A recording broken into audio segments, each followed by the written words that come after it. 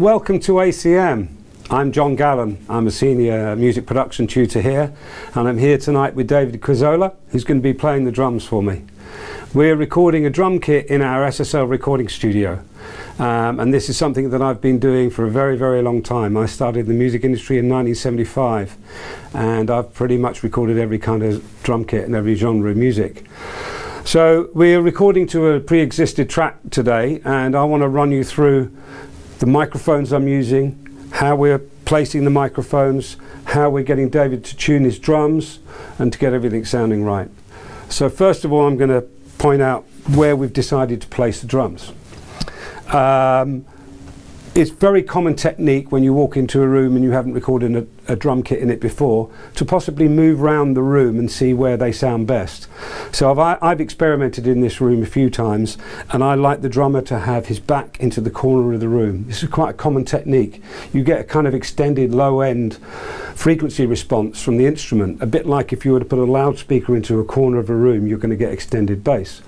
So I like that in here, and anyway, we're pretty tight on space, so this is kind of comfortable for me, not so good for you. You're stuck in there a bit. Okay, pretty straight setup: kick drum, snare drum, rack tom, floor tom, couple of cymbals.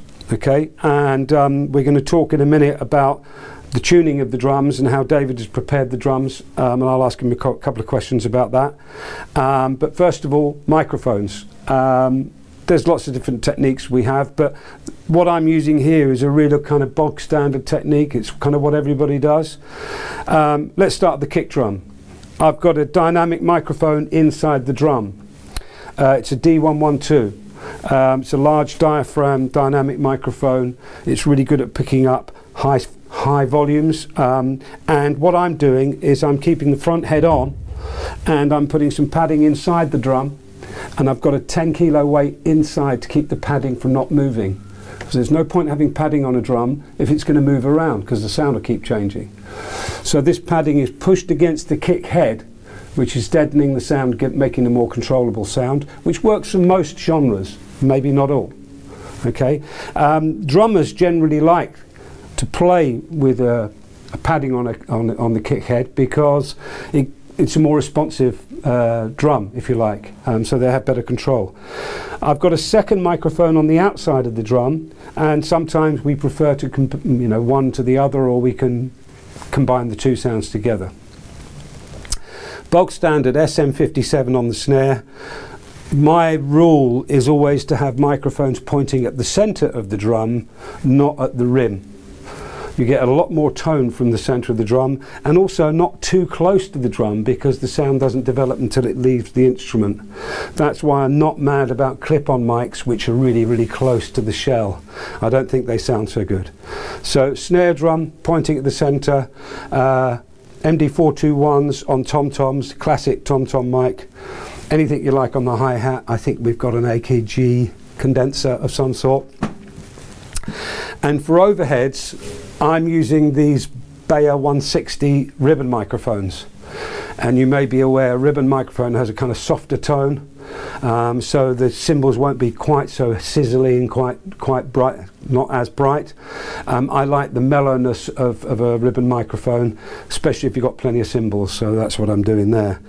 Other than that, I've got a room microphone in here, and I've got another microphone out in the corridor to give us a little bit more ambient, because this isn't a particularly large room, so maybe putting a microphone down the corridor or down the stairwell or something like that might give us a little bit more interest and natural reverb on the drum kit.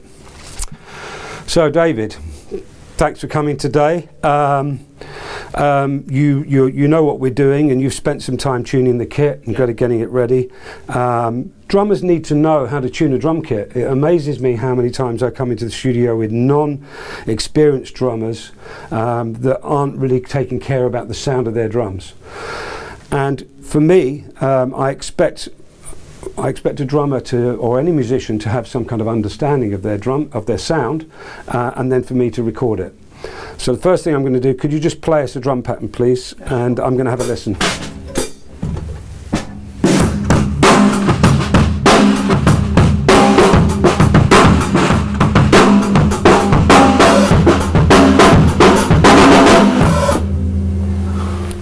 what you're hearing at the moment is a lot of drums coming into this microphone, which will sound pretty crazy, but once we get into the control room, you'll be hearing the sound through all of these microphones, and it'll be a lot better sound.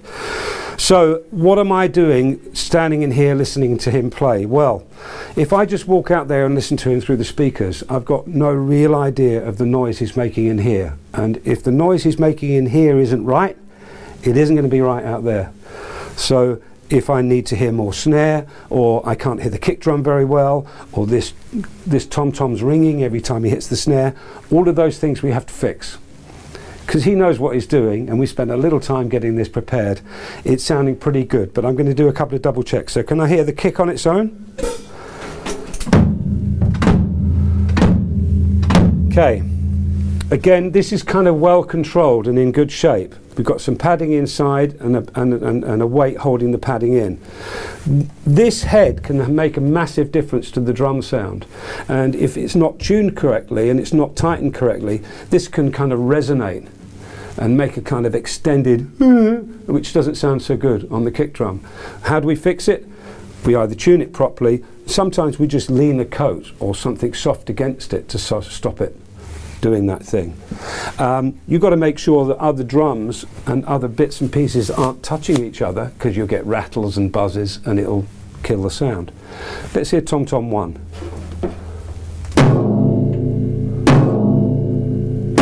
Good.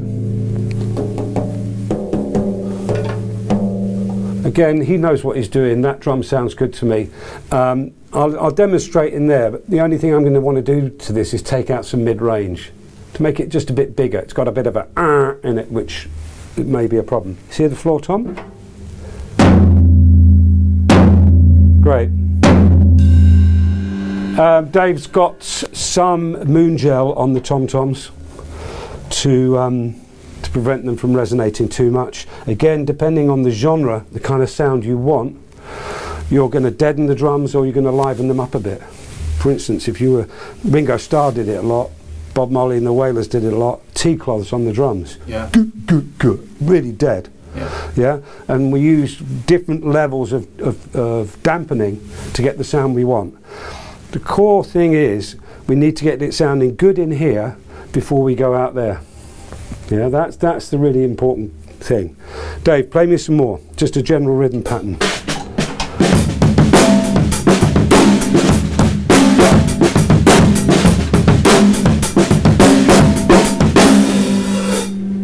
Let's hear the gel off, the snare. So this should be a more open snare. And again, we'll hear this better in the control room than here, but let's hear it. Yeah. So you can hear there's a lot more noise going on, a lot more rattle, a lot more open. And sometimes that's what you need. You need a natural kind of got to hear in the mix. Yeah. So we need to judge it in the mix, don't we? So we'll listen to it in there, and we'll judge. Having got the sound we think is good in here, we're going to go in there and tweak it. Yeah. You guys are going to have, well, you've got the opportunity now to send us any questions, and at the end of today, I'll be able to answer any of your questions. So please go ahead and do that. So now we're set in here. I'm happy with my mic positions. By the way, I've kept these microphones low. A really, really good friend of mine who's a world-class drummer, a guy called Ralph Salmons, really likes to have his overheads low, because these are not just cymbal microphones. They are the microphones that pick up quite a lot of detail of the whole kit.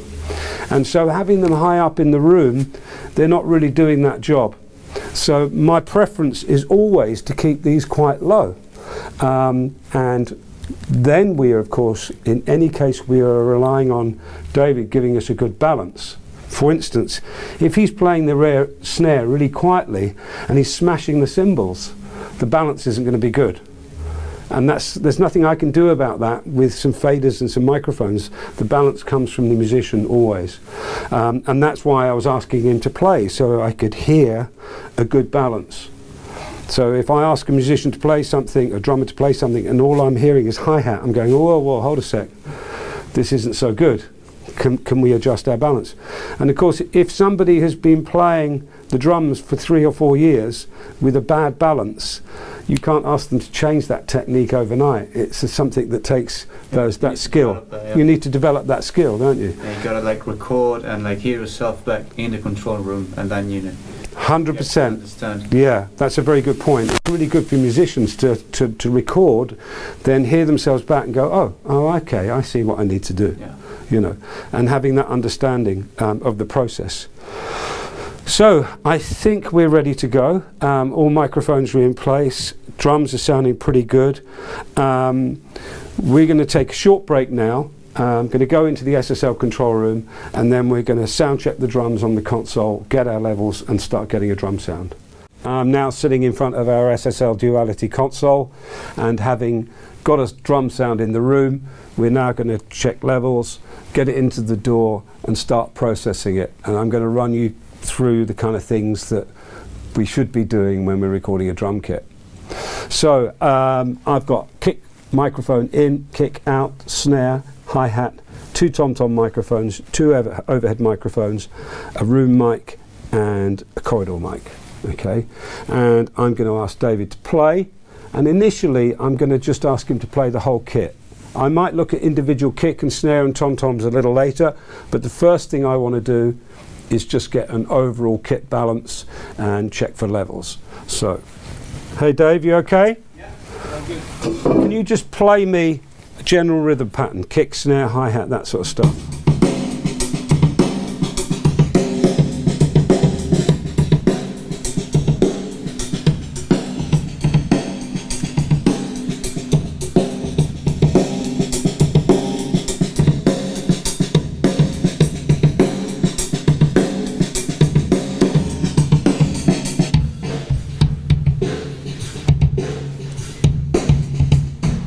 Starting with the overheads. Get the level to the DAW. Always adjust the level at the mic amp. Textbook says faders are 0, and then bring up the mic amps to get the right level.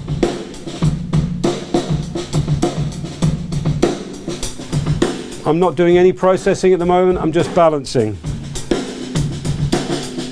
Check for phase on the overheads, make sure they're in phase. Kick drum.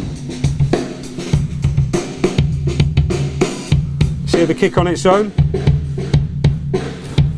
That note might be a bit long, we might add some more padding, but we'll check it out in a minute. We've got the kick drum mic inside the mic and the drum. The microphone outside the drum, which is a much more ambient sound, and I might use a combination of both.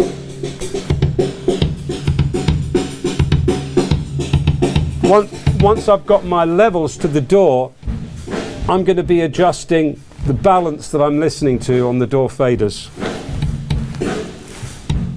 You've got a problem, you're not hearing me, right? That's okay, carry on.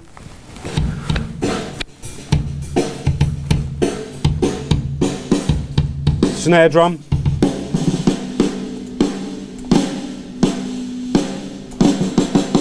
Carry on, Dave, just a general rhythm pattern.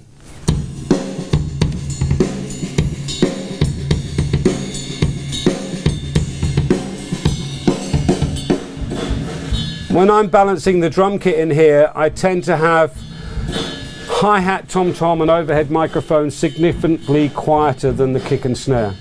Okay? So kick and snare around about 0 and all the others at around -5. I want a bit more level on the snare.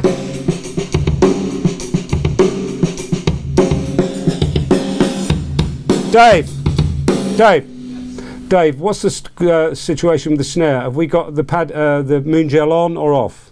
I'll put it back on. Let's have a little bit more of it. It's still a bit rattly. Yeah? Yes, if you can. Yeah.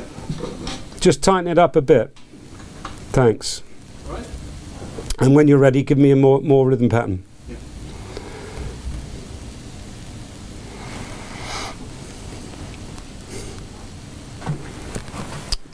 Cool.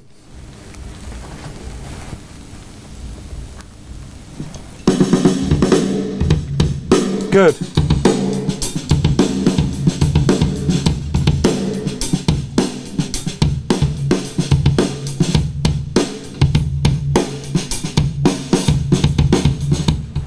So far, I'm not doing any kind of processing at all. I'm just getting a balance and making sure that the sound coming into the microphones is good and it's well balanced.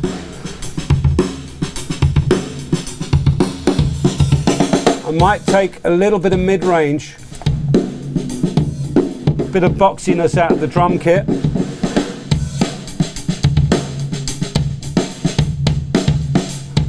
By the way, I've got all drums going to a bus, so then I can process the whole drum kit with a single equalizer.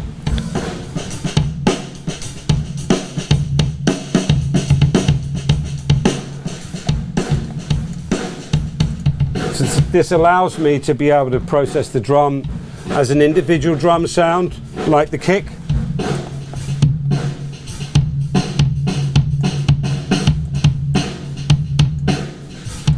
And also process the drum kit as a whole at the bus.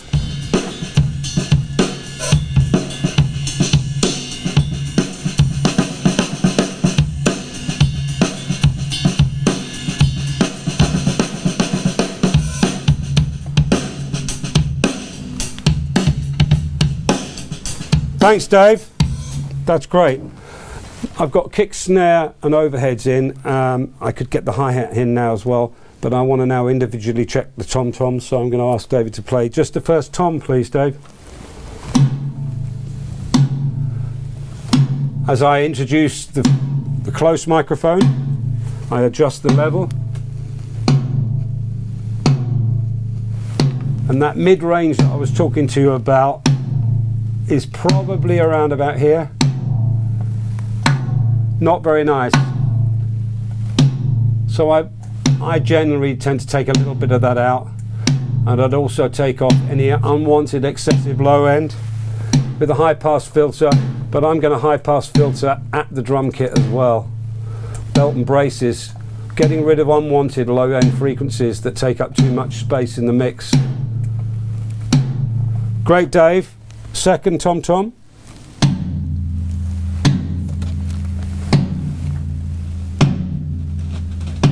Hello. Let's try that one. There we go.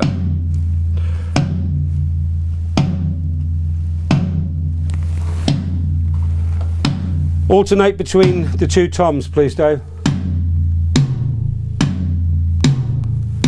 These guys should sound kind of similar in volume and attack and tone.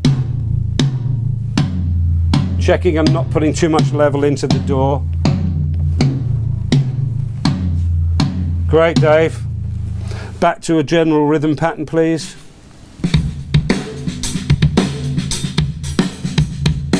Get the hi-hat in.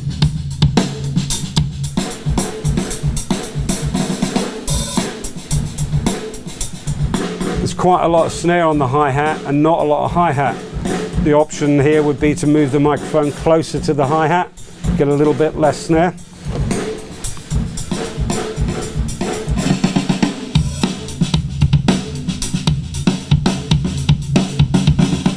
So I'm building a drum sound without really doing too much work at the moment. I've got a little bit of mid-range taken out of the kick drum. I've taken a bit of mid-range out of the tom-tom, and I've gone to the main bus.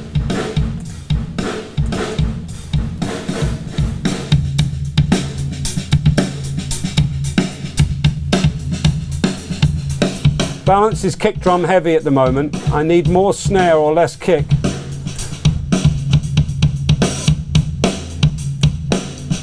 Maybe I could get a bit more body in the snare with a bit of snares that resonate at about 180 hertz.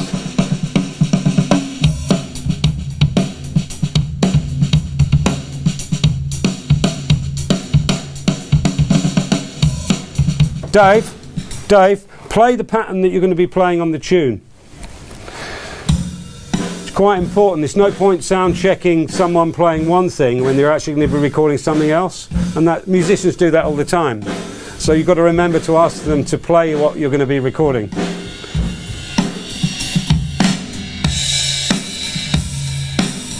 And that's a good example of that, because now he's playing a pattern which is giving me a lot more snare because it's a slower tempo. That snare's a bit too bright.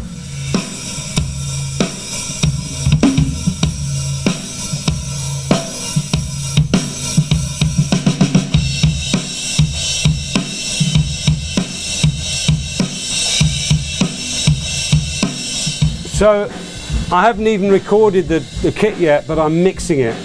I'm getting the levels right, I'm positioning the microphones and mixing as we record, because that's what you do. You don't wait till next week to make the drums sound good, you do it right now. I'm going to try a little bit of reverb on the drum kit, so I'm sending all the drum mics except the kick drum to a bus which has got a room on it. There it is.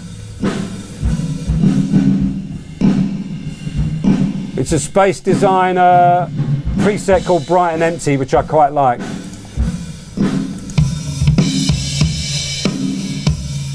But the room is a bit bassy. Hear this. Don't like that. I'm going to take that out.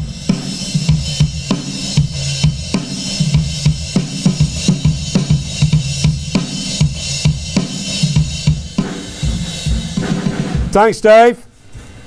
So we're sound checking in isolation without the track that he's going to be playing to, but once I'm sort of happy with the sound, we'll then play the backing track and make sure that the drum sound fits with the pre-existing backing track. So we've got a backing track and a click track, and he's going to be playing to that. But I'm going to try a couple of other things. I'm going to try a little bit of compression on the drum kit to get a little bit more aggression. And the way I'm going to do that is two ways. I'm going to put a compressor right over the drum bus and just add some gain reduction. And then I'm also going to do some parallel compression. So have a listen to this. Take it away again, Dave. More rhythm pattern, please.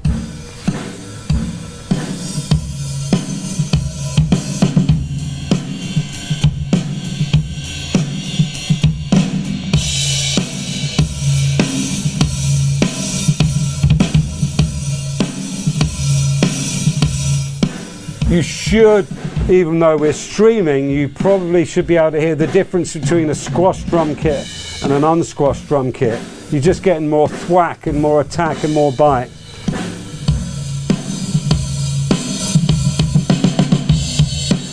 It makes the kick and snare more aggressive. Thanks, Dave. Thank you for that. But I'm going to do another process which is called New Yorker parallel compression, where I'm going to have the drum kit and then a compressed drum kit, and I'm going to mix the two of them together. The way I do that is I take my drum channels, and as well as going to bus 2 for the reverb, they're going to bus 3, and on bus 3 I'm going to apply some very heavy compression, and I'm going to mix those two together. So Dave, more rhythm pattern please.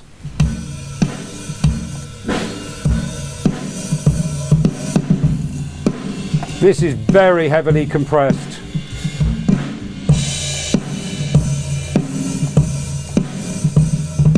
And the good thing about using this compression on an auxiliary send is the fact that I can adjust how much kick or snare or hi-hat goes into the compressor, so I've got more control.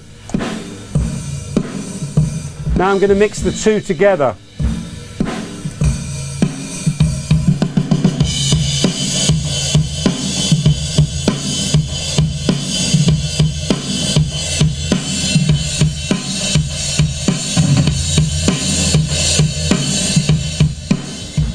Thanks, Dave. Thank you. So I'm trying to get from A to Z really quickly, because what I want to do is when the guy plays something or a band plays something and then 5 minutes later they walk into the room, they're kind of impressed with the sound, because that's my job. So I get into it and I get active and I do as much processing as I can. And the good thing about doing the processing in the DAW rather than doing it on the console is that if I'm not happy with it, I can change it. Whereas if we do it on the console, I'm kind of committed to that sound. So back in 75, 85, we would have done all that processing as I'm showing you now on the console. These days we do it in the DAW, and it allows us to have a lot more flexibility. All right, so how are we going? Let's have a listen now in context. Let's play, Dave, the click track and the backing track, and have a listen and see how it's shaping up, and then we may need to adjust a few more sounds. Okay, Dave, tell me first of all, just have a listen and don't play. make sure you're hearing enough of the backing track and the click. By the way, for you guys watching, I've got the backing track on 2 separate faders on the console and the click track from the DAW on a separate fader from the console. That allows me to be able to give him the balance he wants, while I don't need to hear those elements in here if I don't want to. Okay, so we've got control. So there's my backing track here, my click track here, and hopefully he's hearing all of that.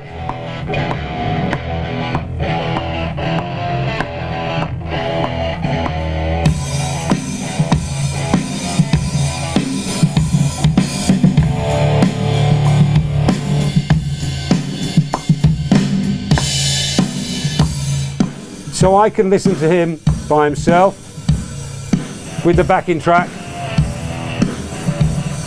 with the click track, and the way I've set up the headphones, is that I can move these, adjust these levels, and it doesn't affect his headphones.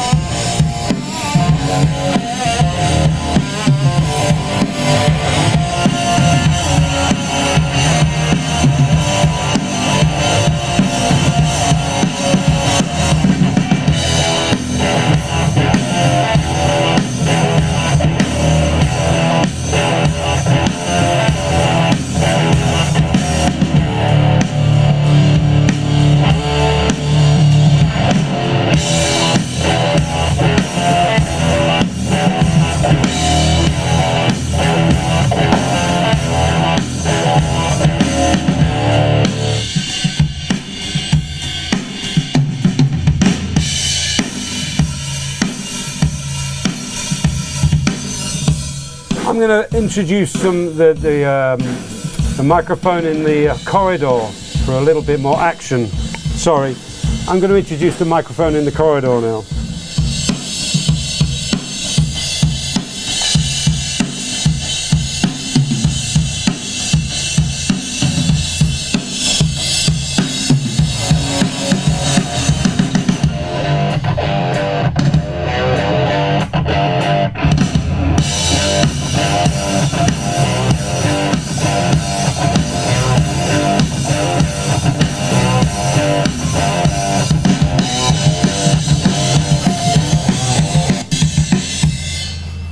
Excellent.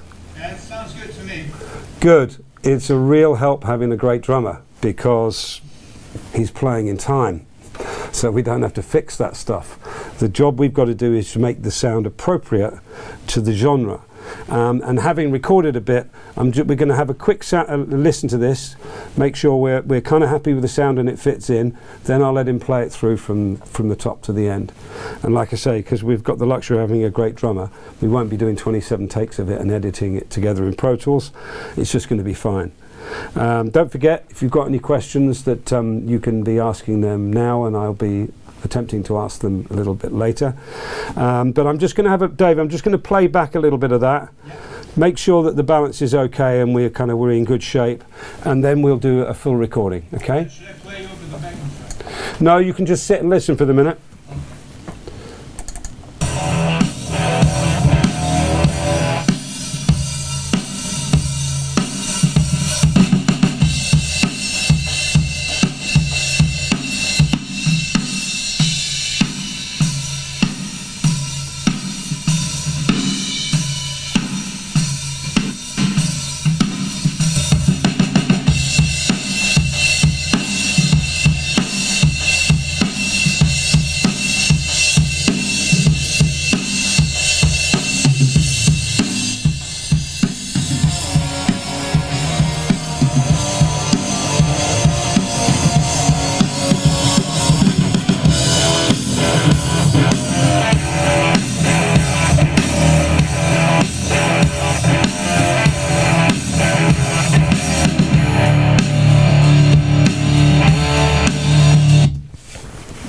I'm kind of happy with it. I wouldn't, Dave, I wouldn't mind actually. I know we've closed the snare up a bit, yeah, but I think the snare could be a little longer, and so maybe ease off on the padding.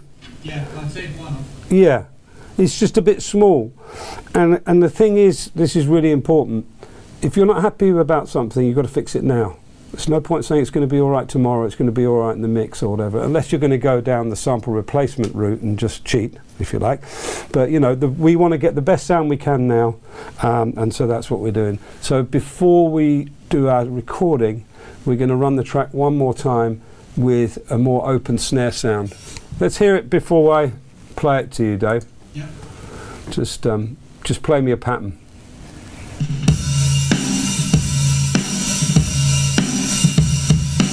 Yeah, great.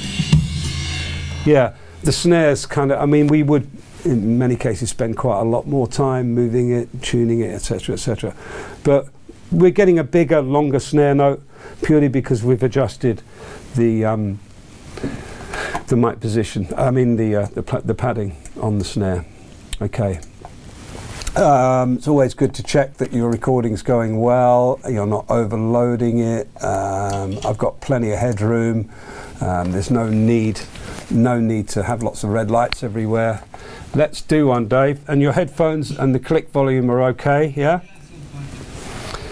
Here we go then. This is a take.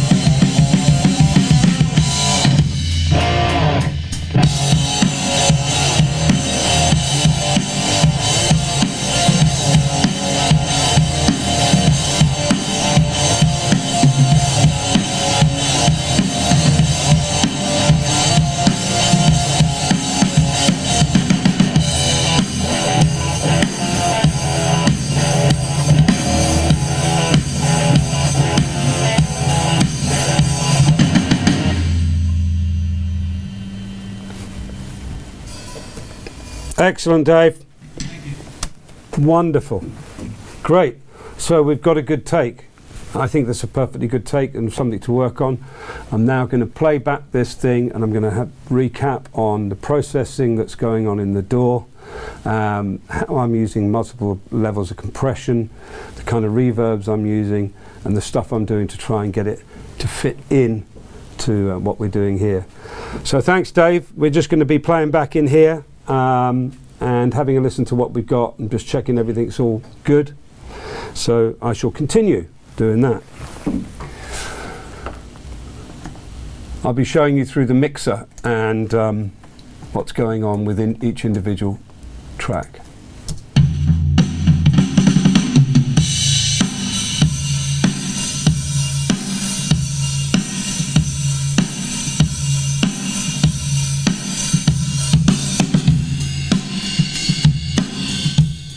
First of all, I'm going to recap on all the individual elements.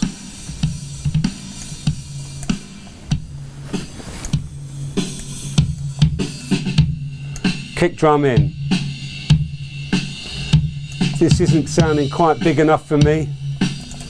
I have taken a bit of mid-range out. I'm not a fan of 300 Hertz. I might look for a little low end. Maybe here. But I am taking out unwanted low end because it's just unhelpful to have too much very low frequency anywhere in the track. The kick out microphone isn't really doing us a lot of favours as far as the kick drum is concerned, but it might be useful as a kind of added room mic.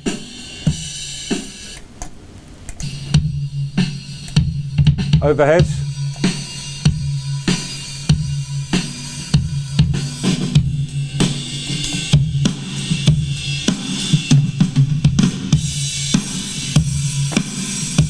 You can hear the snare is going into the room.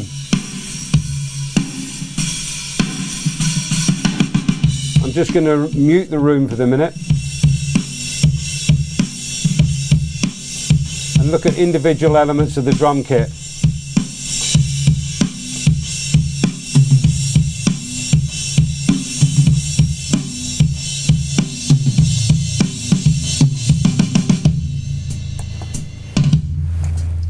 Let's just look at those tom-toms a second. Zooming in to find them. Here we go.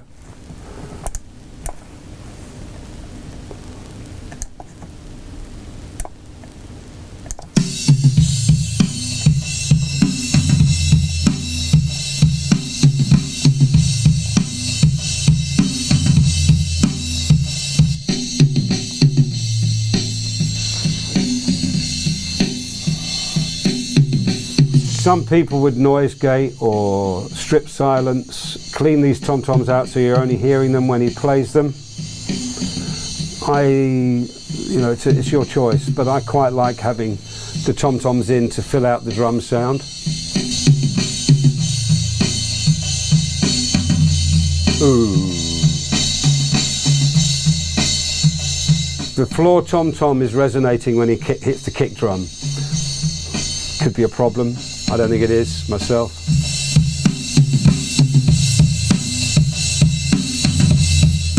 And with the drum bass, I'm taking a bit of this boxiness out, this mid-range, adding a bit of brightness.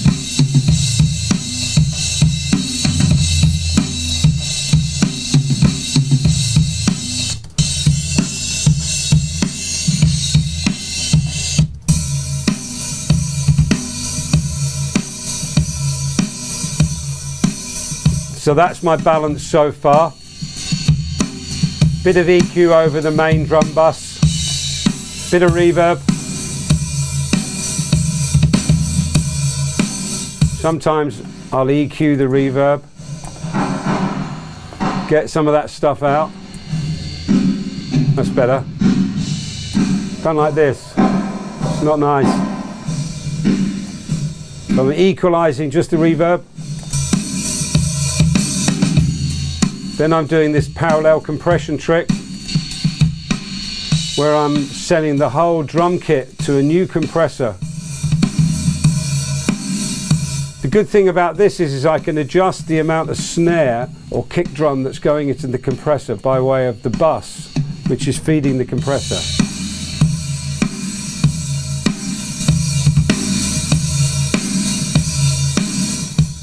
As I add more compression and reverb, the resonances that may be a problem get worse, like the tom-tom ringing and stuff like that. So if I was to mute the tom-tom, that's a kind of much cleaner, more precise sound.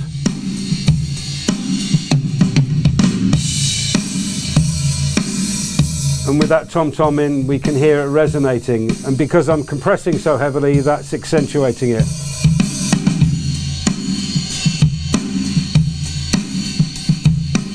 Here with the track.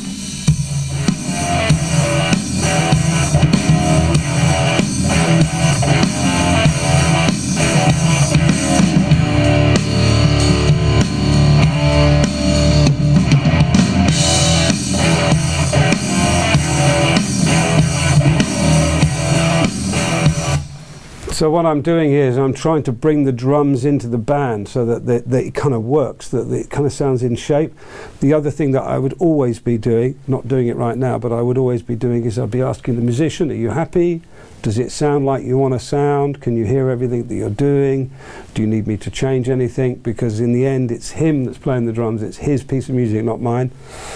And that's what I'm going to do. I'm now going to play you the drum kit before processing and after processing, so you can have an idea of what's going on. So the way I'm going to do that, so I'm going to hit the all button, and I'm going to bypass the equalizers and bypass the reverb and the compressions. This is what we've got now.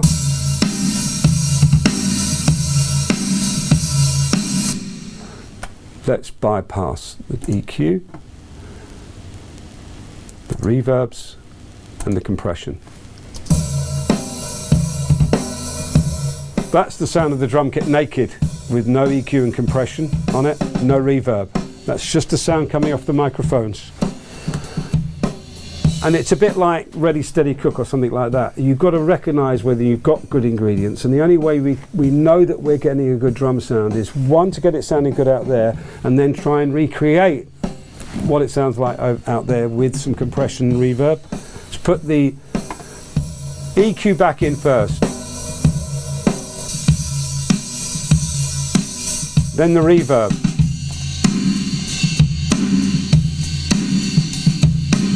Then the compression.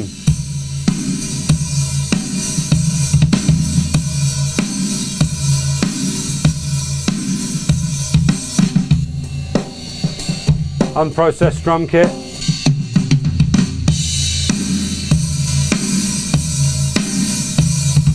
And the only thing I'm not totally mad about at the moment is the snare sound.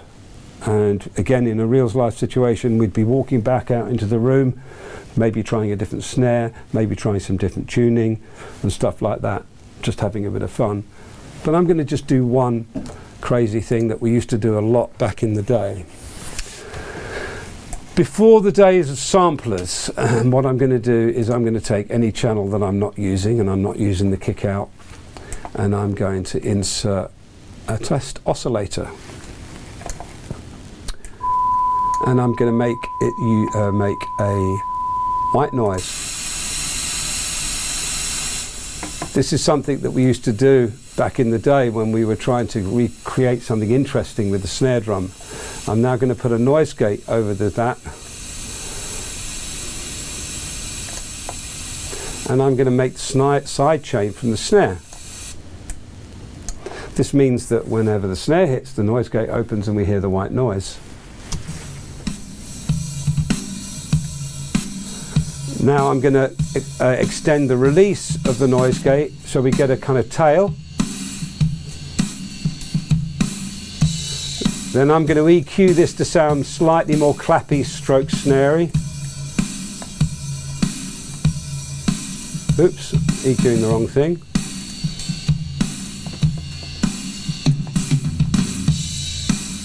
Oh, what am I doing wrong? Oh, I'm putting the EQ before the noise gate. That's not smart. There we go. Now that sounds a bit fake at the moment, but now I'm going to feed it in to balance it.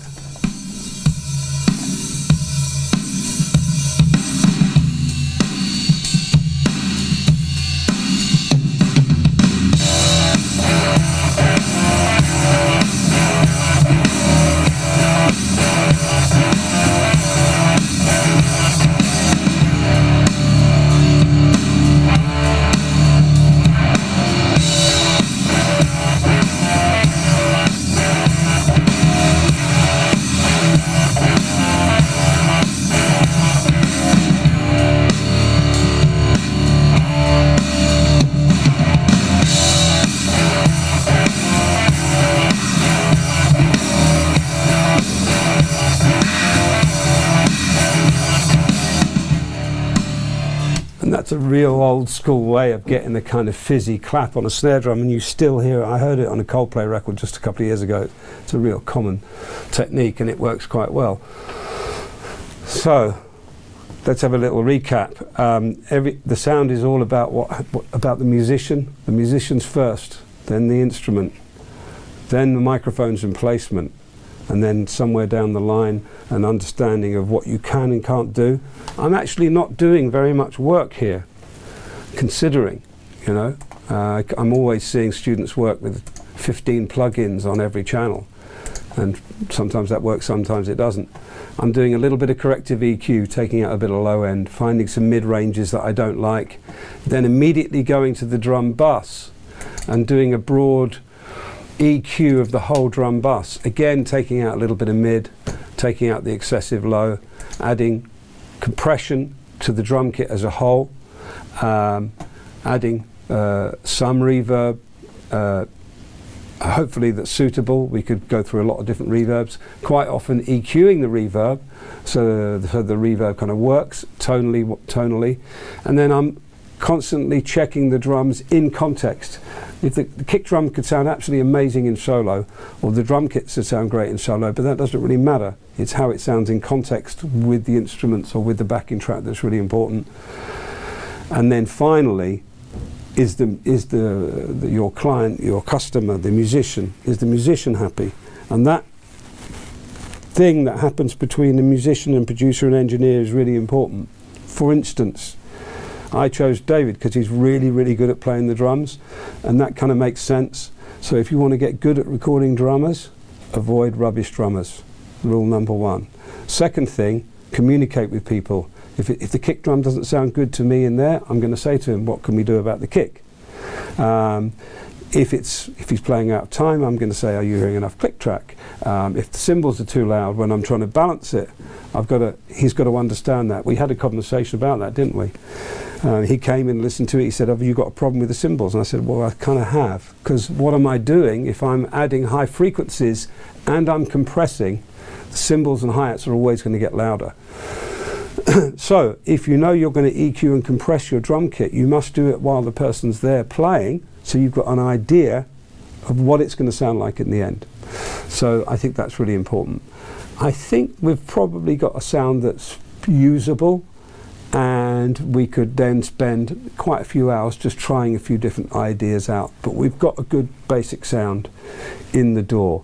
If I had more time today, I would probably change the outside kick microphone and try different positioning on the kick drum. I might even try some different tunings on the kick and snare, etc., etc. But in general, I'm happy with what we've got.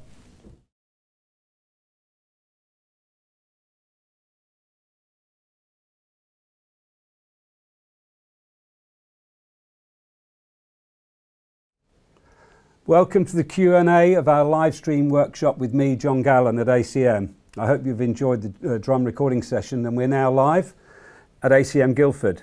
And I'm ready to answer any of your questions with regard to the drum recording or anything else you might be interested in. I've been here at ACM teaching for about 14 years, and I've been a professional sound recording and mixing and engineer and music producer since 1975. I now spend quite a lot of time here at ACM, and I really enjoy passing on all the things I've learnt about sound recording and mixing to young music makers. So let's get started straight away with the first question.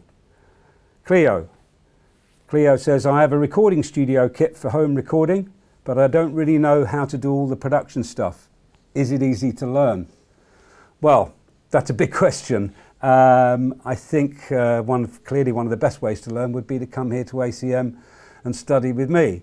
There's a lot of things to consider when recording a drum kit. We've got to look at technique from the drummer, microphone choices, microphone placements, acoustics of the room, and you can make some great recordings at home in your home studios. You just need to pick up all the right techniques, and I think it would be a very good idea to start by listening to and analysing a lot of other recordings, things that you particularly like, Googling the producers and mixers and sound engineers, see what their techniques are. But come along to an ACM open day and get a flavour of what's going on here. I hope that answers your question. Anton said, how would your drum microphone setup change for different genres of music? Very good question. I recorded a jazz album just last December. Condenser mics all round, musicians playing the drums very quietly. It's a much more kind of open, defined, gentle sound. Whereas if we're doing a rock pop thing, an R&B thing, we might be using more dynamic microphones close to the kit and condenser mics for overheads and rooms. But again, there's an awful lot of different techniques that different people use. I'm a big fan of dynamic microphones on close to drums, but I'll always have condensers or even maybe ribbons as overheads and room mics. Another question, Lauren. How loud should the drum kit volume be in the mix? Well, what do you think? It's quite interesting because you might think in rock music that the drums are really loud, but there are many genres where the guitars take the lead and the drums can be really quite quiet in the mix. So again, as far as trying to decide how to mix and produce something, I think that you should be listening to and analysing well-known recordings and sussing out what's going on. Take notes and listen to different mixers and how they approach it. I think you'll be surprised. Some records have got very, very quiet drums in them, and others are quite different. Another question come in, thank you. Tom, do you use snare bottom mics? I do not. I really do not like the sound of an under-snare mic. It sounds like someone flicking a crisp packet. But it is, again, a very common technique. If I'm not getting enough top or high end off a snare drum from the mics above it, then I think there's something wrong. I'm more likely to put a microphone at the side of the drum rather than right underneath it to get some of the sound of the shell, maybe, to get more of a ping from the shell.